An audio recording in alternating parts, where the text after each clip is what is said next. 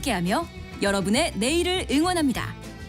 성공을 부르는 좋은 습관, 성공예감 이대호입니다. 성공예감 이대호입니다. 2부가 시작됐습니다. 10시 5분에 돌아오고 있는 성공예감 이대호입니다. 2부. 저희가 경제상식 퀴즈 1부에서 내드렸는데요. 정답 이제 말씀드릴 시간입니다. 식대죠. 식대. 뭐 식비, 밥값. 그런데 이거 아마 세법에서 쓰는 용어일 겁니다. 식대라는 표현을 저희가 요청을 좀 드렸었고요.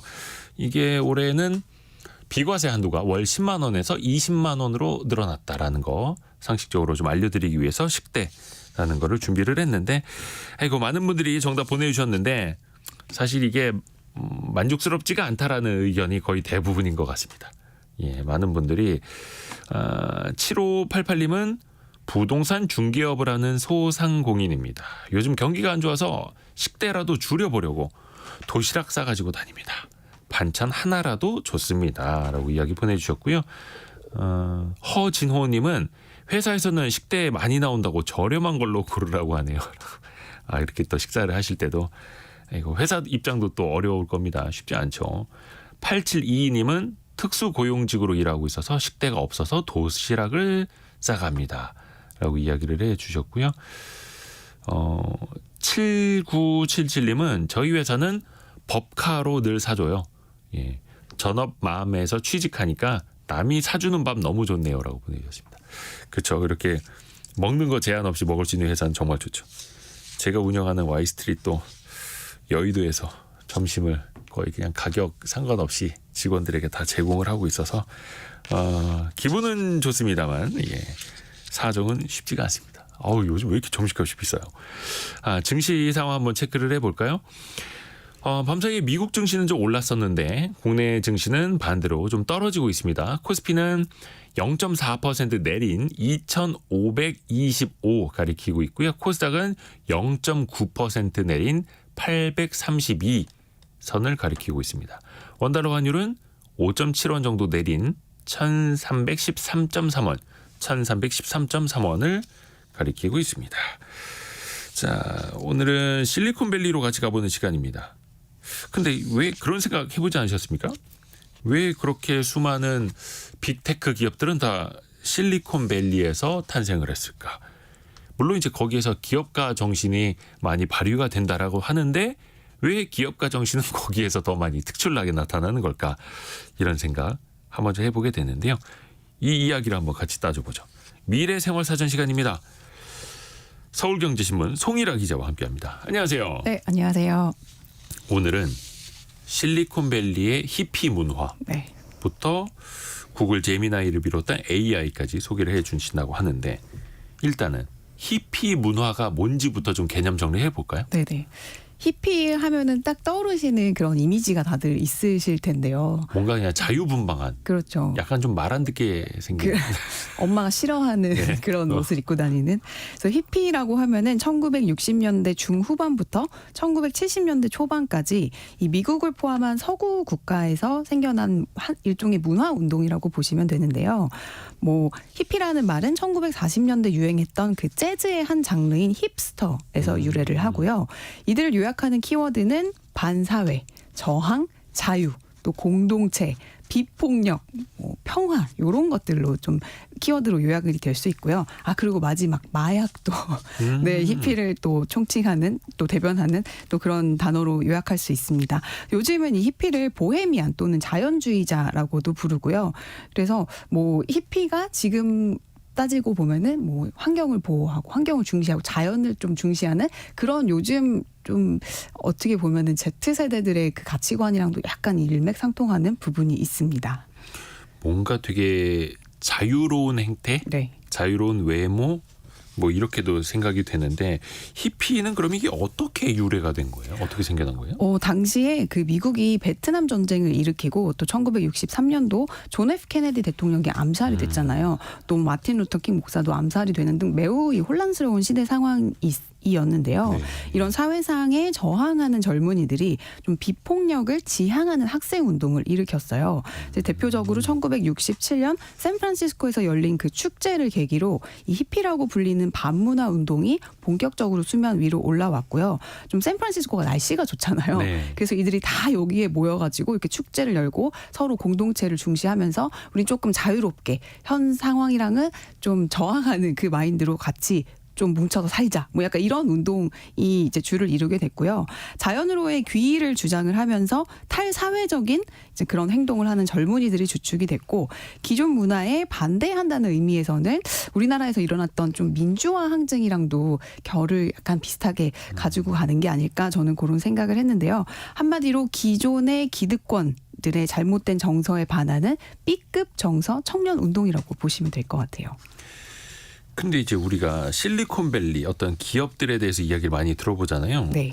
그런데 글로벌 기업이 된 글로벌 빅테크 기업들의 기반이 어떻게 이 히피가 됐을까요? 혹은 히피가 어떻게 글로벌 기업까지 이어지게 됐을까요? 네, 실리콘밸리의 뭐 정말 유명한 이런 기업가 정신들은 물론 다양한 요소들의 결합으로 생겨난 걸 텐데요. 그렇죠. 뭐 한 가지만은 아니죠. 그렇죠. 네. 가장 뭐 중요한 건 혁신 기술과 창조적인 아이디어를 가진 인재들이 모여서 일할 수 있는 환경이 조성됐다는 건데, 이를 가능케 한 게 히피 문화라는 분석도 나옵니다. 이게 뭐냐면 반전적인 뭐 삶의 방식과 예술, 또 음악, 철학 같은 걸 중요시하는 사람들이 날씨가 좋은 샌프란으로 몰렸고 다양한 새로운 아이디어와 실험적인 기술이 탄생했다는 거예요. 이들로부터. 근데 실제로 1970년대에서 80년대 이 컴퓨터 전문가들이 대부분 시인이나 작가 또는 음악가였대요.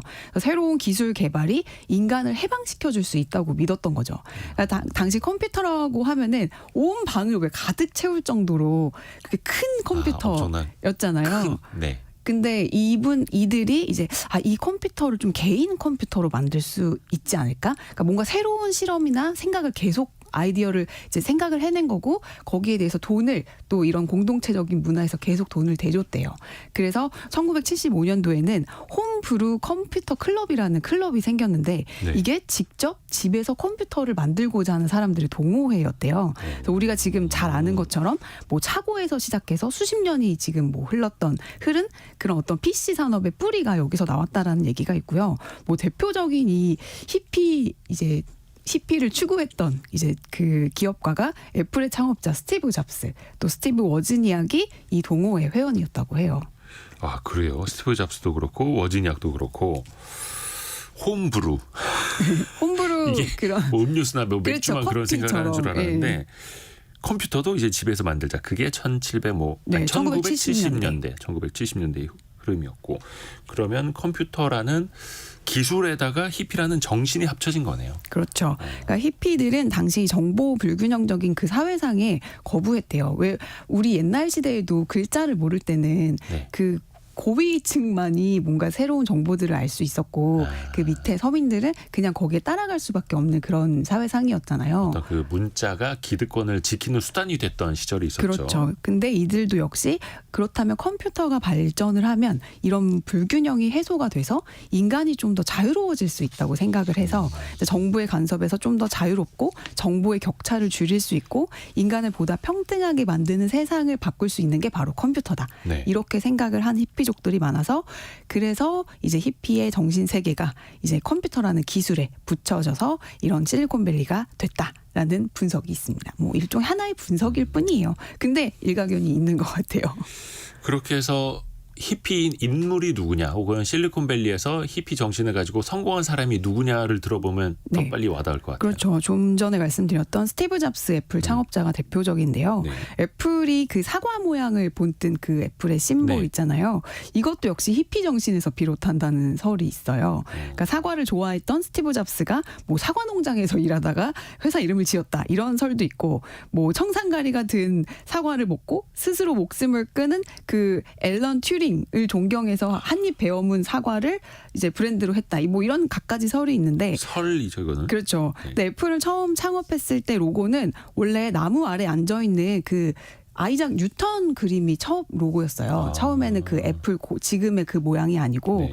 근데 스티브 잡스가 히피 문화에 깊이 심취해서 컴퓨터가 발전하면 인간이 자유로워질 수 있다고 믿었고 또 훗날 이런 집중과 어떤 단순함을 강조해서 이런 히피 문화랑 결합된 그 애플은 자연 그 다음에 컴퓨터로 기술을 합쳐져서 그런 애플의 지금 심볼이 나오지 않았나 그런 분석이 나오고 있습니다.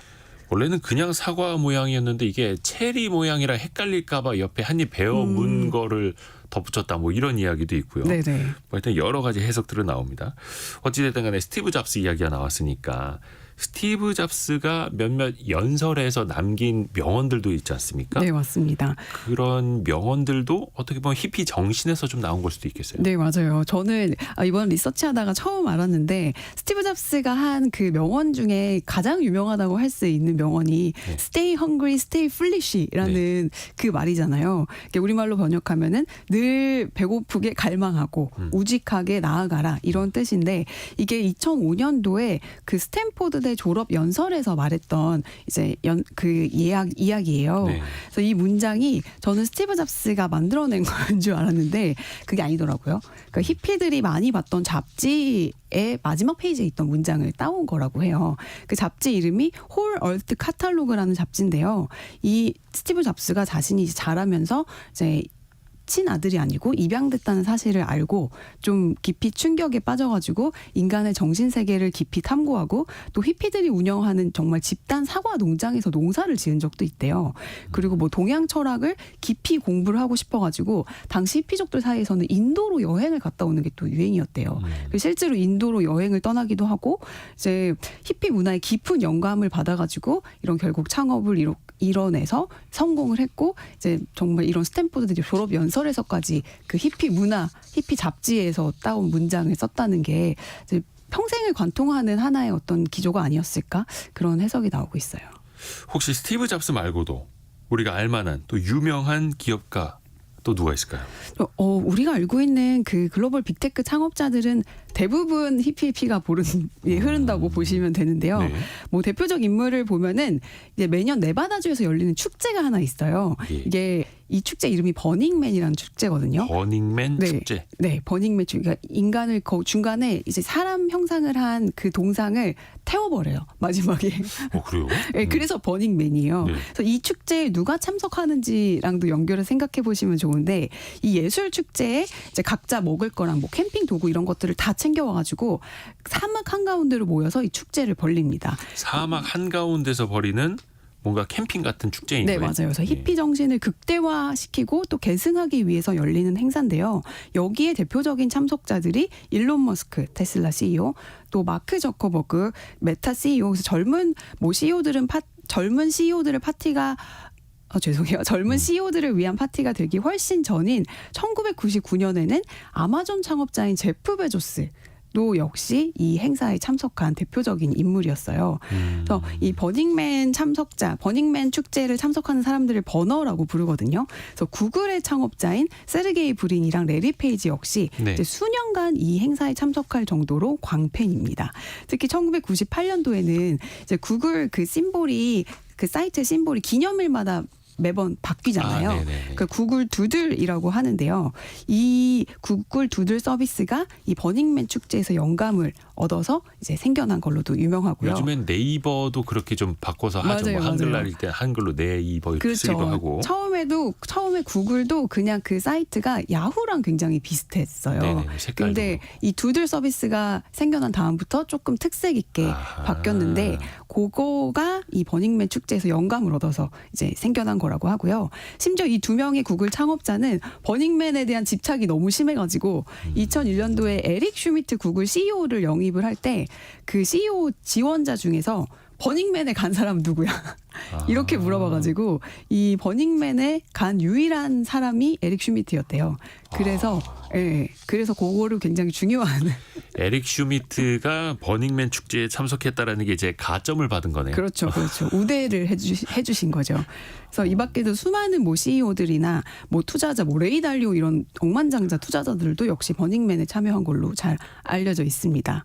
그래서 히피들이 강조했던 게 자유와 창의성이잖아요. 네. 그다음에 이런 혁신의 열망이 결국에는 현재 인공지능이랑도 연결돼서 발전되고 있는데 지금 오픈 AI 본사가 위치한 자리가 과거 히피들의 축제를 막 벌였던 히피들의 성지였대요.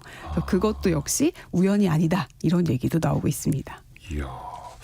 이게 버닝맨 축제라는 거 저도 한번 찾아서 한번 영상 같은 거 봐야겠네요. 네, 재밌어요. 막판에 막 다 불태워버리는데. 네, 근데 올해 축제 그게 9월 달에 열리는데 올해 축제는 막 그 날씨가 너무 안 좋아갖고 다들 뭐 진흙탕에서 나오지도 못하고 막 이런 것들이 또 뉴스가 됐더라고요. 정말 자유로운 축제였겠네요. 우리 김현우 님이 매번 느끼지만 송일아 기자님이 전해주시는 말씀은 이야기 속에 큰 그림을 보게 해서 한 번 이상 찾아 듣게 됩니다. 원고 감사합니다. 준비까지 꽤 고민이 많으시겠지만 매번 감사드립니다라고. 정말 큰 예. 칭찬이시네요. 고맙습니다. 감사드려요. 오늘 저희가 한 4분 정도 더 남았거든요. 앞으로 시간이. 그런데 송일아 기자가 준비한 원고를 분명히 다 소화를 못할 겁니다. 훨씬 많이 준비를 해놔가지고요. 자, 계속해서 갑시다. 그런데 히피 문화가 다 또 이제 좋게 보이지만은 않을 거예요. 왜냐하면 맞아요. 이게 조금 탈선에 가까운 좀 부정적 이미지도 있지 않습니까? 아까 좀 네. 마약하는 사람들 얘기도 있었고. 막판에는 좀 투머치하게 나가가지고 히피 문화가 많이 쇠락을 했는데 1970년대 이후에 중반 이후에 히피 운동은 쇠락의 길을 걸었는데요. 뭐 극단적인 그 컬트 문화가 막 나와가지고 교주들이 막 살인을 막 이렇게 사주하기도 하고 또 이런 마약의 범람으로 이미지도 완전히 나락으로 떨어져서 요즘은 뭐 히피 문화가 예전처럼 예전만 정말 이게 좋은 긍정적인 이미지로만 쓰이지는 않잖아요. 그러니까 부정적 이미지도 있어요. 네, 꽤 많아요. 그래서 그리고 제가 이거를 준비를 하면서 실제 실리콘밸리에 지금 뭐 빅테크 다니는 후배들이나 뭐 이런 살았던 친구들한테 좀 저보다 훨씬 더 연배가 어린 친구들한테 물어봤는데 요즘 실리콘밸리의 청년들에게는 히피 정신은 별로 와닿지 않는다고 하더라고요. 그래서 우리로 치면은 약간 새마을 운동 그런 옛날 풍조가 아닐까. 하기사 60년대 70년대니까. 그러니까요. 그래서 그 뭐 정말 아버지 뻘도 아니고 할아버지 뻘 현재 뭐 10대 20대 초반들한테는 그렇잖아요. 그래서 지금의 한국의 약간 초록색 모자 느낌 그렇죠. 약간 이런 느낌 나는. 그래서 지금의 그 실리콘밸리 빅테크에 일하는 젊은 엔지니어들은 워낙에 처음부터 실리콘밸리에서 좀 유복하게 자란 친구들이 많아서 뭐 자유를 갈망하긴 하지만 뭔가 이런 정보의 평등이나 이런 예전의 히피 문화와는 약간 거리가 떨어진 좀 그런 풍조도 있다 이런 얘기를 들으면서 막 웃었었는데 근데 이게 게다가 이제 이들이 결국에는 인간의 해방과 자유를 위해서 발전시킨 컴퓨터 기술이 아이러니하게도 현재는 인간을 기계에 종속되게 만들어서 지금 또 AI가 정말 너무너무 무섭다라는 얘기들도 많이 나오고 있잖아요. 그래서 참 그게 좀 제가 생각했을 때는 정말 아이러니한 사회 현상이 아닐까라는 생각이 들더라고요. 1960년대로 치면은 거의 한 지금 70년, 60년, 70년이 지난 건데. 그렇죠. 반세기가 그렇죠. 지난 거죠. 야, 근데 당시만 하더라도 해방과 자유를 갈망했었는데 네. 그 젊은이들이 엄청난 이제 글로벌 빅테크들을 일궈냈고 어떻게 보면 우리는 그 서비스 안에 또 갇혀서 살게 되는 그렇죠. 것 같기도 하고, 야, 시대가 흘러가면서 또 이게 이런 변화가 있네요. 맞아요. 제가 얼마 전에 신문을 보는데 일간지 일면에 친구 사귀기도 강의로 한다 이런 기사가 실렸더라고요. 근데 제가 아이를 키워보니까 그게 맞는 것 같아요. 왜냐하면 아이들이 주문을 할 때도 다 키오스크로 하고 이게 뭐 워낙에 기술이 발전을 하니까 사람을 대면해서 하는 것들을 되게 힘들어 하더라고요. 그리고 심지어 저희 후배들 같은 경우도 예전에는 저희 무조건 전화 취재였잖아요. 그렇죠. 전화하는 걸 굉장히 좀 그러게요. 무서워해요. 저희가 얼마 전에도 네. Z세대 그 아이템으로 다뤘거든요. 네. Z세대들이 전화하는 걸 정말 두려워한다. 네. 전화벨이 울리면 두근두근거린다. 맞아요. 진짜로 그렇대요. 그래서 이게 컴퓨터가 만들어낸 어떤 좀 문화가 좀 부정적인 양면의 사이드가 있지 않나라는 생각이 들더라고요. 직접 사람 만나서 주문하는 것도 이제 어려워지는 시대가 되고 있고. 맞아요. 야, 우리가 생각할 게 정말 많아집니다. 그러면서 이제 또 우리가 AI를 빼놓을 수가 없는데 일단은 또 기술의 발전부터 한번 또 체크를 해볼게요. 가장 최근에 나온 게 그 에미나이 아니고 제미나이. 제미나이. 구글이 새로 선보인 AI 이름이 제미나이입니다. 요거부터 좀 소개를 좀 먼저 해주세요. 네네. 제미나이라고 불리는 새로운 AI 모델을 구글이 얼마 전에 발표를 했는데요. 현지 시간으로 6일 제미나이 1.0 모델을 공식적으로 공개를 했습니다. 기자들한테는 공식 발표 하루 전날에 그 화상 기자 간담회를 통해서 이 시연 영상을 미리 공개를 했거든요. 네. 근데 지금은 뭐 유튜브에 들어가면 누구나 이 영상을 보실 수 있는데 일단 한번 봐보시는 걸 추천드립니다. 일단 신기합니다. 네, 보셨죠? 예. 저도 그거 한 몇 번을 돌려봤거든요. 네. 그러면서 주변에 막 이거 꼭 봐봐, 꼭 봐봐 이렇게 계속 추천을 했는데 기사로만 접하다가 이제 영상을 보니까 와 정말 이제 새로운 세상이 열리는구나 싶을 정도의 충격을 받았어요. 실제 이 모델은 수학이나 물리학, 또 역사, 법률, 의학 등 57개 과목을 조합해서 지식과 문제 해결 능력을 테스트하는 그 시험이 있는데 100점 만점으로 보면 90점을 맞춰서 최초로 인간 전문가를 능가했다고 합니다. 이거는 그냥 구글이 자체적으로 밝힌 거죠. 맞아요. 네. GPT-4의 그 오픈 AI GPT-4의 이 점수가 86.4점이었는데 이제 구글은 자신들의 모델이 이 GPT-4보다 더 높다라고 주장을 하는 거죠. 그 심지어 우리 보통 AI 모델이라고 하면 언어 모델이 이제 주를 이루니까 수학은 좀 약하다고 알고 있잖아요. 근데 이 모델은 수학 능력을 측정하는 테스트에서도 94.4점을 받았습니다. 뭐 순다피차이 알파벳 CEO는 제미나이가 전 세계 사람들에게 열어줄 기회에 대한 기대가 매우 크다라고 발표했고요. 그래서 이 시연 영상이 공개된 직후에 구글 주가가 완전히 치솟았죠. 그래서 하루 만에 5.3%가 급등을 했는데 하지만 이따 언급을 드리겠지만 이 영상이 조작됐다는 또 의혹이 나왔거든요. 그래서 그 이후에 사흘 연속 또 주가가 쭉 빠지고 있어요. 다시 또 이제 원서복귀했더라고요. 네네네. 근데 일단 구글은 저도 이제 들어가 봤습니다만 구글 제미나이 홈페이지 들어가서 보면은 구글이 오픈 AI의 챗 GPT랑 비교했을 때 우리께 성능이 얼마나 우수하다, 점수가 얼마나 높다 이거를 항목별로 이렇게 다 써놨더라고요. 자, 그런데 앞에서 그 시연 영상이라고 했던 게 카메라에다가 어떤 장난감을 하나 이렇게 갖다 내면은 네. 이거에 대해서 인공지능이 설명해주고 맞아요. 이건 색깔이 뭐고 어떻게 쓸 수 있는 거고 심지어 어떤 재질로 되어 있고 다 막 말해주잖아요. 그게 정말 신기했는데 근데 그게 조작된 영상이다. 이런 지금 논란에 휩싸여 있는 것 아닙니까? 그러니까 조작이라는 단어보다는 편집된 영상이다라고 이해하시면 더 좋을 것 같아요. 그러니까 이 시연 영상이 뭐 사람이 그림을 그리거나 뭐 말을 하면서 뭐 오리를 하나 그려놓으면 뭐 그것은 오리군요. 뭐 이렇게 AI가 대답을 하고 뭐 오리를 그려놓은 다음에 옆에 이렇게 물결 표시를 하면은 오리가 물에 떠 있군요. 뭐 이런 식으로 이제 상호작용을 하는 그런 영상이었는데 이게 이제 실시간으로 되면은 저도 근데 그 영상을 볼 때 이게 정말 실시간으로 이루어진 걸까라는 생각은 했었거든요. 근데 그게 아니고 이제 편집이 된 영상이라는 걸 나중에 구글이 밝혔어요. 그래서 제미나이가 실제로 본 것은 사람이 실시간으로 그리면서 좀 실체를 만들어가고 있는 그 사물이 아니고 다 그린 것을 찍은 사진이었고 음성으로 사람과 대화하지도 않았다. 뭐 이런 의혹이 나왔고요. 제미나이에게 보여준 것도 제미나이의 답변도 극적 효과를 위해서 오려 붙이고 음성을 입힌 편집 영상이었다. 이런 얘기들이 나왔는데 여기에 대해서 이제 구글이 뭐라고 대답을 했냐면 실시간으로 진행된 건 아니고 미리 준비된 이미지와 텍스트를 기반으로 제작됐다고 어느 정도는 인정을 했어요. 처음부터 밝혔으면 그러니까 예, 이렇게 좀 강하게 또 반발이 있진 않았을 텐데. 왜 그 온라인에서 뭐 물건 파시는 상인들도 이건 어떤 설명을 위해서 만들어 놓은 예시 그림입니다. 네네. 뭐 이렇게 표기를 해놓잖아요. 맞아요. 근데 구글은 그걸 처음부터 밝히지 않고 뭔가 깜짝 놀랄 만한 기술의 진보처럼 보여줬다가 저도 그래서 좀 실망을 했습니다. 그래서 이게 왜 구글이 이랬을까? 구글이 그러니까 예. 쭉 보면은 마음이 굉장히 급한 것 같아요. 급하다. 예.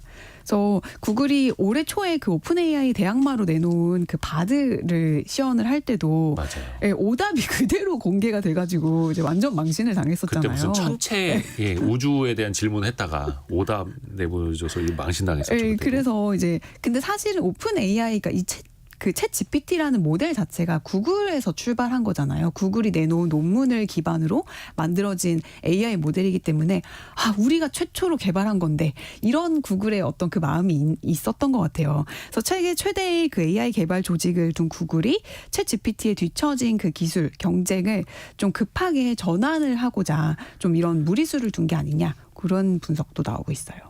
박미영님이 구글이 구질구질해졌네요. 네. 그래서 저는 그 마음이 이해가 돼요. 우리가 원조인데 그쵸, 오픈 사실 AI가 너무 구글이 그 AI 관련된 특허도 거의 뭐 제일 그럼요. 많다고 하고 그 GPT라고 하는 이제 글을 이제 생성형으로 만들어내는 원천 기술도 갖고 맞아요. 있다고 하고 한데 점점 더 밀려버리니까 급해진 것 같긴 합니다. 자, 그러면 이 영상 논란은 차치하고 그러면 그 기술력 자체는 어떤지 이 제미나이의 수준이 네. 챗 GPT랑 비교해 봤을 때는 어때요?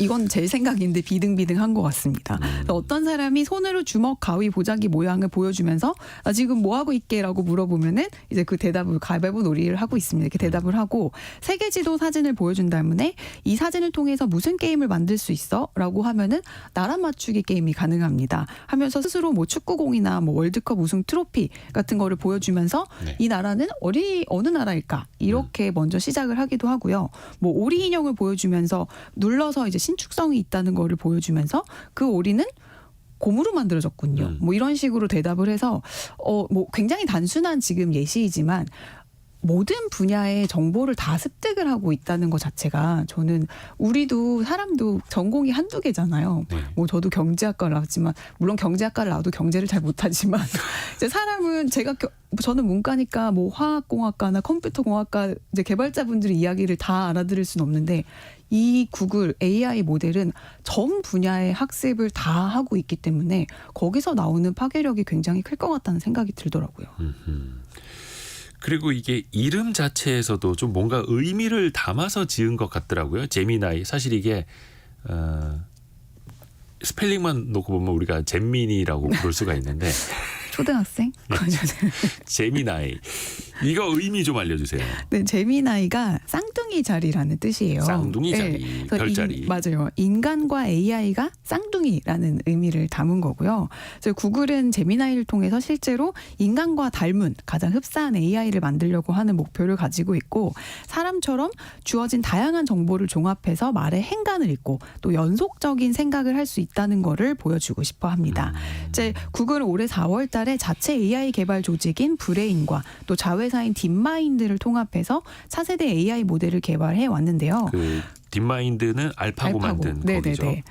그래서 저희가 원래 아이가 태어나서 그 크는 과정을 보면 정말 하나로서 하나만 가지고 습득을 하는 게 아니잖아요. 학습하는 그렇죠. 게 아니잖아요. 보고 듣고 만지고 뭐 하면서 세상을 학습을 해 나가는데 보통 AI 모델이라고 하면은 말로 된 텍스트로 학습을 하는 게 기본이었어요. 그래서 이후에 거기에다가 뭐 그림이나 오디오, 뭐 동영상 같은 거를 집어 넣어서 다양한 형태를 공부를 하기 마련인데 이 제미나이는 처음부터 다양한 형태를 다 집약해갖고 넣어서 학습을 시킨 멀티모달 모델이라는 점이 굉장히 주목을 받고 있어요. 그래서 복합적으로 처음부터 다 할 수 있는 거죠. 언어를 그러니까 말로 배웠어요가 아니고 말에다가 영상, 음성 뭐 다 넣어가지고 학습을 했기 때문에 굉장히 다중적인 능력을 갖고 있다라고 구글 측이 주장하고 있습니다. 진짜 뭔가 사람이 학습하듯이 사람과 쌍둥이처럼. 네. 그래서 제미나이, 쌍둥이 자리라는 뜻으로 이름을 지은 거고요. 글, 소리, 또 시각적인 것까지 말 그대로 멀티모달이 이제 AI에 완전히 장착이 된 거네요. 맞아요. 이거는 근데 AI가 기술이 얼마나 대단하고 뭐 이게 어떤 한계가 있고 이런 거는 말로 아무리 해도 직접 써보지 않으면은 잘 와닿지 않잖아요. 네네네. 그래서 저희 이제 기자들도 보면은 아예 그냥 접근을 안 하시는 분들도 있고 실제 뭐 기사 쓰거나 팩트 확인하거나 이럴 때 이 AI를 많이 쓰시는 분들도 네. 있고 약간 양분되더라고요. 근데 저는 다른 것보다 이미지를 만들어내는 게 정말 신박한 것 같아요. 신기하죠. 신기해요. 네. 그래서 보통 이제 기사를 쓰고 나서 그 기사를 잘 뒷받침해주는 이미지 한 장을 붙이는 게 그 그렇죠. 온라인 기사에서는 굉장히 중요한데 그냥 뭐 관련된 건물 사진이나 뭐 이런 거 찾아가지고 붙이는데 이 미드전이나 달리 같은 거를 이용하면은 내가 원하는 그 그림을 어떤 식으로 해서 어떻게 만들어줘라고 하면은 너무 그럴싸한 그렇죠. 그 이미지 한 장을 만들어주는 게 저는 그게 너무 신기하더라고요. 그래서 그 언론사에서도 자료 사진, 네. 자료 이미지를 이제 돈 주고 사서 많이 쓰는데 맞아요. 그 사이트들이 이제 위험하겠더라고요. 그래서 그 사이트들조차도 이제 오픈 AI랑 이게 연계를 제휴를 해가지고 어떻게든 살 방도를 지금 찾아내고 있더라고요. 그래서 저희도 유튜브 썸네일 할 때 네. 뒷부분에 필요한 배경을 그 달리라고 맞아요. 하는 챗 GPT에 붙어 있는 그 유료 버전으로 저희도 쓰고 있어요. 실제로 많이들 쓰고 계시고. 근데 이게 또 걱정이 되는 게 지금까지는 사실 뭐 전화번호 물어볼 때 옛날에는 114 전화했었고 요즘은 114 전화하시는 분들도 맞아요. 많이 없습니다만 네이버 지식인 통해서 뭔가 지식을 습득하는 사람들 혹은 주변 사람들한테 뭐 물어보거나 책을 찾아보거나 하는 경우가 있었는데 이게 다 이제 필요 없어지는 시대가 되겠네요. 그러니까요. 이제 전화번호를 우리 때만 해도 다 외우고 다녔잖아요. 외워야 했죠. 네, 외워야 했죠. 근데 이제는 전화번호를 못 외우겠더라고요. 이제는 전화번호 네. 외워본 지가 언제지? 그냥 뇌 가족 전화번호 구조가- 솔직히 모르지 않습니까? 그러니까 제 전화번호도 가끔 헷갈려요. 그건 뇌 좀 구조가 바뀐 것 같아요. 근데 실제로 그런 논문이 있어요. 구글이 검색 엔진이 등장하고 나서 인간의 뇌 구조에 변화가 생겼다라는 논문도 있더라고요. 그래서 이제 AI가 발전을 했을 때 가장 빠르고 획기적으로 변화하는 분야가 이제 교육일 거다 이런 얘기가 나오고 있거든요. 뭐 이번 시연 영상 제미나이 시연 영상에서도 보면은 이제 경사면에 있는 그 다른 형태 각각 다른 형태의 자동차를 그림 두 개를 딱 네, 놔요. 이거를 보여준 다음에 어떤 자동차가 더 빨리 내려갈 거냐 이렇게 물어보거든요. 그러면 뭐라고 대답하느냐면 공기 역학 측면에서 더 유리한 자동차가 더 빨리 속도가 더 빠를 것이다라고 맞아요. 대답을 해요. 근데 저는 요즘도 느끼는 게 저희 딸 수학 문제를 풀다가 예. 모르는 게 있잖아요. 그럼 그냥 앱을 켜서 카메라로 그걸 찍어요. 예. 그러면은 그 해당 문제를 풀어놓은 사람들이 올려놓은 그 풀이가 쫙 떠요. 같은 수학 문제를요. 같은 그러니까 그 검색이 되는 거예요? 검색이 되는 거예요. 이미지 비슷한 검색. 결의 이제 뭐 숫자만 다른 그런 수학 문제를 다 소팅을 해가지고 그 풀이 과정을 올려놓은 게 싹 뜨면서 그거에서 약간 힌트를 얻는 경우들이 있거든요. 그래서 요새 잼민이들이 네. 해설지를 엄마가 뺏어가서 안 주니까 그 앱으로 그거를 풀어서 잘못된 방식의 학습을 하고 있는 친구들이 와. 굉장히 많습니다. 솔직히 저 초등학교 때는 네. 엄마가 이제 문제집 풀라고 그러면 네. 몰래 이제 뒤에 정답 그렇죠. 보고 빨리 푼 것처럼 했는데 이제는 정답지를 보는 게 아니라 그렇죠. 스마트폰으로 사진을 찍어서 네. 풀이한 거를 그대로 검색이 맞아요. 근데 그것도 그 앱이거든요. 그런 앱으로 쓰는 초등학생이 지금도 많은데 예. AI가 나오면 그 문제를 보고 그냥 아예 풀어주는 거 아니에요. 그러니까 이거를 잘 사용하면 정말 나만의 개인 과외 교사가 생기는 거고 잘못된 사용을 하면은 정말 나락으로 갈 수 있는 그런 상황이 발생할 수도 있겠다. 그런 생각이 들더라고요. 그래서 근데 실제로 이제 저희 성인들이 쓸 때는 뭐 변호사분들이나 뭐 이런 회계사분들이나 이런 분들도 지금 이 GPT-4 많이 쓰고 계신다고 해요. 뭐 예를 들어서 과학 논문을 제미나이에 주고 그래프를 포함한 내용을 풀이를 해달라 이렇게 설명하면 얘기를 해주고요. 또 표를 주고 그래프로 바꿔달라고 하거나 뭐 그래프를 확장해달라고 이렇게 요청을 하면은 순식간에 만들어주니 얼마나 생산성이 높아지겠어요. 사람이 일리로 이 수기로 하던 일을 좀 획기적으로 그 양과 시간을 줄여줄 수 있다는 측면에서는 대단한 거라고 볼 수 있죠. 근데 그 대단한 서비스를 무료로도 쓸 수 있잖아요. 네, 맞아요. 이게 오픈 AI가 무료로 제공하는 GPT 3.5 성능을 뛰어넘는 이 AI 모델인 제미나이 프로 를 무료로 제공하는 지금 초강수를 구글이 뒀는데요. 네. 이제 구글의 챗봇 서비스인 바드에 탑재해서 구독자를 늘리려는 전략이고요. 지금 그 구글 바드에 들어가서 검색을 해보면 거기에 이제 제미나이가 붙어 있는 거죠. 네, 맞아요. 그러니까 제미나이 모델이 3개인데요. 그 중에서 중간급의 모델을 이제 바드에 결합을 시킨 거고요. 뭐 영국 파이낸셜 타임즈는 이를 어떻게 해석을 했냐면 구글이 AI 시장 장악을 위해서 자본력을 앞세운 무료 서비스 전략을 펼치고 있다. 이렇게 얘기를 했고요. 웹 서비스 기반의 시장 지배력을 생성 AI 시장에서도 적극적으로 이제 활용해서 이어나가려는 전략이고요. 뭐 따지고 보면 원래 AI 기술이 가장 빨랐던 기업이 구글이니 이제 오픈 AI가 치고 나가면서 이제 놓쳤던 주도권을 어떻게 해서든 가지고 오려는 전략이라고 볼 수 있습니다. 그러면 이게 이제 저도 두 가지 서비스를 다 쓰고는 있는데 GPT-4 오픈 AI의 챗 GPT-4는 이게 한 달에 한 $20 정도 네네. 돼야 하는 유료 버전이거든요. 근데 구글 바드는 일단은 제미나이를 붙인 것도 무료다. 성능의 비교 우위는 어떨까? 이게 GPT-4까지도 능가할 수 있을까요? 그러게요. 저도 써봐야지 알 것 같은데 지금 이번에 발표한 모델이 가장 강력하고 규모가 큰 울트라 모델이 있고 그다음에 중간 규모의 프로 또 경량화한 나노까지 3가지 모델이 있다고 이제 밝혔는데 구글 측의 설명으로는 울트라 모델이 지금 널리 사용되는 AI 평가 지표 32개 중에서 30개 에서 GPT-4를 능가한다고 강조를 했는데요. 근데 이 제미나이 울트라 모델은 내년까지 공개를 하지 않을 예정이에요. 그래서 지금까지는 단순히 구글 측의 주장이고요. 뭐 이제 시장에서도 아직까지는 GPT-4 그리고 GPT-4가 끝이 아니잖아요. 오픈 AI도 네네네. 그것보다 더 상위 버전을 계속 개발을 하고 있기 때문에 이제 서로 누가 이기거니 앞서거니 뒤서거니 하면서 좀 AI 기술이 계속해서 발전을 하지 않을까라고 보고 있습니다. 그 울트라 버전은 아직 뭐 개발 중일 네. 수도 있는 거고요. 근데 이제 시간 문제겠죠. 시간 문제. 언제 나오느냐. 그래서 이게 세계적인 기업들이 지금 AI의 주도권을 잡기 위해서 정말 피 튀기는 경쟁을 하고 있던데 얼마 전에 오픈 AI 샘 알트먼이 이제 축출됐다가 네네. 뭐 복귀하는 뭐 그런 사건도 있긴 했습니다만 이게 그래서 AI가 원자 폭탄을 개발했던 것처럼 네네. 뭔가 좀 인류에게 위험한 네. 일을 가져오지 않겠는가 걱정하시는 분들 많잖아요. 근데 정말 샘 알트만이 본인을 오펜하이머랑 굉장히 동급으로 생각을 하고 있다고. 그러니까 그 원자 폭탄을 하시더라고요. 만들었던 오펜하이머랑 네, 네. 샘 알트먼이랑 생일이 똑같아요. 그러니까 4월 22일. 약간 빙의돼 있다라는 소문도 있던데. 어. 근데 제가 최근에 그 AI 쪽 개발하시는 그 개발자랑 좀 얘기를 하다가 이제 이런 얘기를 했는데 그 무인 전투기 있잖아요. 그 이제 미국에서 드론? 네, 드론 무인 드론의 조종사들이 이제 윤리적인 외상 사례가 이제 국방연구원의 자료에 나와 있더라고요. 근데 이게 뭐냐면 그 이 무인 드론 조종사들이 너무 편하게 일을 할 수 있을 거라고 생각해갖고 처음에 근무를 했는데 네. 요즘은 그 카메라 기술이 너무 좋아가지고 예.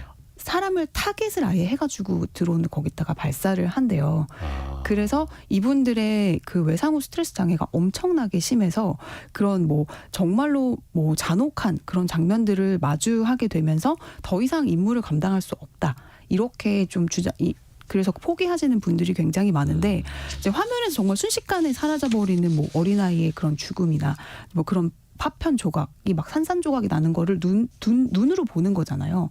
근데 인간이기 때문에 그게 슬프고 막 스트레스 받고 그러는 건데 이게 정말 이제 AI로 가게 되면은 아무런 슬픔을 느끼지 않고 목표물을 더 정확하게 타겟해서 이거를 쏠 수도 있다. 라는 얘기를 하면서 진짜로 무서운 거는 그런 게 아닐까라는 얘기를 했거든요. 그래서 24시간 내내 이런 정말 살상을 할 수 있는 그런 프로그래밍이 자동으로 스스로 학습되면서 작용한다면 어떨까? 이런 생각을 하면 저는 좀 아찔하더라고요. 그러니까 그 어떤 영화도 있었는데 영화 제목이 제가 생각이 안 나는데 그 테러를 예방한다고 하면서 드론을 날려서 네. 이제 사람들을 폭격하는 또 그걸 이제 멀리서 거의 수천 킬로미터 떨어진 곳에 조종하는 사람들의 어떤 고민이 네. 담긴 것도 있었고 어떤 테러리스트가 그 총을 맞고 쓰러지니까 어린아이가 그 총을 잡아서 상대를 겨누고 있을 맞아요. 때 그럼 그 아이를 저격을 해야 되느냐 막 이것 가지고도 이제 막 엄청난 갈등을 겪는 네. 그런 영화들도 있었는데 근데 그게 AI가 된다면 네. 정말로 감정 없이 이 미션을 수행할 수도 있는 이거 참 생각할 거리 정말 많아 보입니다. 그래서 여기에 이제 또 규제가 같이 좀 있어야겠죠. 다른 네네. 나라들도 움직이고 있고요. 맞아요. 그래서 실제 규제 움직임이 지금 막 나오고 있는데요. 이번에 처음으로 유럽에서 AI 규제법 합의안이 도출이 됐어요. 그래서 유럽연합 집행위원회와 유럽의회 또 EU 27개 회원국 대표가 지난주죠. 현지 시각으로 8일 37시간이 넘는 마라톤 회의 끝에 AI 규제법에 합의를 했습니다. 이 법은 뭐 AI를 활용하지 말아야 하는 행위를 구체적으로 명시를 했다는 데 가장 큰 의의가 있고요. 네. 뭐 예를 들어서 그동안 무분별하게 시행해왔던 얼굴 인식 데이터 수집이나 뭐 AI를 활용한 사회적 감시 시스템 운영을 금지했고요. 또 정부 규제를 받아야 하는 고위험 AI와 범용 인공지능을 명확하게 정의를 해라. 또 반드시 보고를 하도록 의무화하는 조항도 포함을 시켰습니다. 그래서 이를 위반할 경우에는 기업은 최대 500억 원 정도 또는 전 세계 매출의 7%에 해당하는 벌금을 내야 하고요. 아무래도 유럽은 좀 기술에는 미국보다 조금 밀리니까 예. 이런 규제로 헤게모니를 좀 잡아서 같이 가려는 게 아닐까라는 분석이 나오고 있어요. 이런 기술을 주도하는 건 미국이고 네. 그 규제를 주도하는 건 유럽이고. 근데 이제 챗 GPT를 만든 마이크로소프트랑 오픈 AI가 어떤 또 다른 위기에 처할 수도 있다고요? 네, 맞아요. 기업 측면에서? 미국이랑 영국 당국이 두 기업의 실질적인 관계를 살피고 있어서인데요. 네. 지금 마이크로소프트가 오픈 AI 지분 49%를 보유한 최대 투자자이잖아요. 네. 그래서 기술적 협력을 긴밀히 하고 있는데 이 두 나라는 실질적으로 이 두 기업의 관계가 합병이 아닌가 그런 얘기를 이제 의심을 하고 있어요. 그러니까 투자 협력 관계를 사실상 합병으로 볼 건지에 대해서 이제 조사하기 위한 예비 자료를 지금 수집하고 있고요. 그래서 이를 두고 최근 오픈 AI 지배 구조에 많은 변화가 있었고 그중 일부는 마이크로소프트와 관련된 것으로 파악되기 때문에 지금 이런 반독점 위반 가능성에 대한 예비 조사에 들어간 상태입니다. 아하. 앞으로 네. 정말 수많은 인공지능 서비스 중에서 일론 머스크도 XAI 이런 그렇죠. 거 만든다고 하지 않습니까? 어떤 기술이 살아남을지 뭐가 좀 보입니까? 예측이 됩니까? 우리가 다 같이 봐야겠죠. 이제 자고 일어나면 새로운 기술들도 개발이 돼 있으니까 정말 그 속도가 과거의 어떤 기술보다도 좀 너무 빨라서 무서울 정도인데요. 오픈 AI의 오픈 정말 이거 개방 진영 또 폐쇄 진영으로 대표적으로 나뉘는데 과연 누가 맞을지는 후대의 역사가 평가를 해주겠죠. 저희는 빨리빨리 나오는 기술을 빨리빨리 습득해서 이거를 따라가야만 합니다, 여러분. 그리고 제가 아까 그 영화 제목 네. 생각 안 난다고 하니까 바로 알려주셨습니다. 김현우님이 네. 이글 아이. 이글 그 아이. 이제 드론 조종사들 네. 그 이야기거든요. 저도 꼭 봐야겠네요. 그리고 김상훈님은 마이너리티 리포트도 이야기를 올려주셨고 사실 그래서 그 AI를 다뤘던 영화들은 우리가 지금 봐도 이게 이럴 수도 있겠구나. 맞아요. 그래도 우리의 미래의 이야기일 수도 있겠고요. 아까 7007님은 로보캅이라고 로보캅도 있었네요. 자, 오늘 서울경제신문 송이라 기자와 함께했습니다. 고맙습니다. 네, 감사합니다. 라디오 정보센터 다녀옵니다. 가계의 이자 부담이 처음으로 옷, 신발 구입 지출을 넘어섰습니다. 고금리로 이자 비용이 빠르게 늘어나고 물가 압력까지 누적되자 당장 필요치 않은 옷, 신발 지출부터 줄인 것으로 보입니다. 공정거래위원회는 소비자에게 알리지 않고 용량을 줄이거나 원재료 비율을 낮추는 행위를 부당한 소비자 거래 행위로 규정하기로 했습니다. 부당 행위에 포함되면 최대 3천만 원의 과태료를 물릴 수 있습니다. 미국이 반도체와 양자 컴퓨터 등 첨단 기술이 적국에 넘어가지 않도록 한국 등 관련 기술을 보유한 동맹과 새로운 다자 수출 통제 체제를 만드는 방안을 논의하고 있다고 미국 상무부 고위 당국자가 밝혔습니다. 국가공무원들의 감정노동 수준이 정상 범위를 벗어난 위험 수준이라는 정부 실태조사 결과가 나왔습니다. 감정노동 원인으로는 장시간 응대와 무리한 요구로 인한 업무 방해가 31.7%로 가장 많았고 폭언 협박 29.3% 순이었습니다. 지금까지 라디오 정보센터 뉴스 정한나였습니다. 여러분의 질문이 콘텐츠가 되는 시간 애프터 서비스입니다. 유혜진 리포터 안녕하세요. 네, 안녕하세요. 자, 질문 들어보죠. 네, 어제 원탁의 기자들 K시간에 국토교통부가 층간소음에 대한 대책을 내놨다는 소식 전해드렸는데요. 4713님, 층간소음이 심할 때는 어떻게 해결해야 하나요? 하고 문자 주셨는데요. 네. 국토교통부에 문의를 해봤습니다. 일단 절대로 직접 방문하시면 안 되고요. 먼저 관리사무소를 통해 층간소음이 발생하고 있으니 주의를 부탁한다는 연락을 취하는 것이 좋습니다. 그래도 개선이 안 된다면 공동주택마다 있는 층간소음관리위원회에 의뢰를 해서 중재를 받아보고요. 해결이 안 된다면 국토교통부의 위탁을 받아 LH에서 운영하고 있는 중앙공동주택관리 분쟁조정위원회라는 곳이 있습니다. 이곳을 통해 조정을 받아보는 것이 원칙입니다. 홈페이지를 통해 조정 신청이 가능하다고 하고요. 상담 전화번호는 031-738-3300번입니다. 다만 이 또한 어떤 강제력이 있는 건 아니고 다 이제 네. 조정을 해주는 원만한 조정을 해주는 곳이어서 우선은 또 직접 잘 푸셔야 되는데 또 직접 방문한 건 금물이다. 괜히 네. 감정 상할 수 있으니까요. 신송섭님이 소음 기준 테스트할 때는 이제 집이 정상이었지만 나중에 층간 소음이 발생하면 이거 어떻게 해야 되나요? 라는 질문도 주셨어요. 네, 이 내용도 문의를 해봤는데요. 이미 준공 허가가 난 부분이라면 이는 또 관리의 문제이고 층간소음이라는 게 또 개인차가 있기 때문에 그 다음 해결 방법은 앞선 질문에서 알아봤던 대로 관리사무소, 층간소음관리위원회, 중앙공동주택관리분쟁조정위원회 등을 거치는 수밖에는 없고요. 이외에 환경부에서 운영하는 층간소음 이웃사회 센터라는 곳이 있습니다. 이곳에서는 일정 조건이 충족되면 층간소음 현장 진단 서비스도 제공을 한다고 하니까요. 자세한 사항은 1661-2642번으로 문의를 한번 해보시기 바랍니다. 네, 다음 질문은요. 이상목님, 브랜드 아파트가 꼭 좋은 아파트인가요? 자재가 많이 차이 나는지 알고 싶어요 하셨습니다. 브랜드 아파트가 꼭 좋은 아파트는 아니지만 꼭 좋은 아파트인 것 같은 느낌만 드는 거죠. 그러니까 사실 얼마 전에 뭐 순살 아파트라든지 네. 외벽이 무너졌던 아파트라든지 그게 다 시공 능력 최상위에 있는 일종의 고급 브랜드라고 하는 그런 아파트 네. 브랜드들 아니었습니까? 그래서 이게 꼭 일군 건설사가 지은 아파트라고 해서 뭐 최고로 좋은 건 아니다라는 네. 거고요. 다만 이거는 건설사마다 고급화냐 가성비냐 전략의 차이일 것 같아요. 이게 땅을 사실은 구해서 건설사가 이제 시공을 하게 되는데 예를 들어서 평당 500만 원인 땅이 있다. 그러면 그 땅을 개발하는 사람이 예를 들어서 뭐 재건축 조합이라는 곳이 어떤 브랜드를 선택할 것이냐. 우리에게 어떤 브랜드가 더 도움이 될 것이냐라는 측면으로 그 땅을 같은 값이라도 넘기게 되는 네. 거잖아요.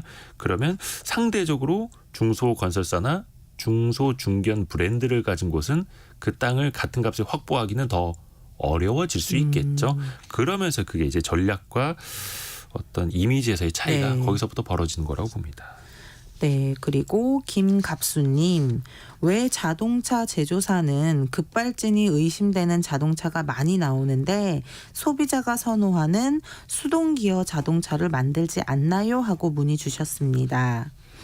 이게 사실 과거에는 수동 변속기가 기본이었고 자동 변속기는 추가 옵션이었죠. 네. 그런데 요즘에는 많은 사람들이 편리하다 보니까 자동 변속기를 쓰다 보니까 거의 다 자동 변속기로 나오게 되는데요. 네. 그리고 이게 전기차나 자율주행차 시대로 갈수록 수동 변속기랑은 조합이 안 됩니다. 왜냐하면 자동으로 변속을 하고 전자제어를 디테일하게 해야 되는데 이게 네. 수동 변속기로는 아예 안 되는 거라서 거의 다 자동 변속기로 나오게 된다. 또 예전과 다르게 자동 변속기가 연비도 좋아졌어요.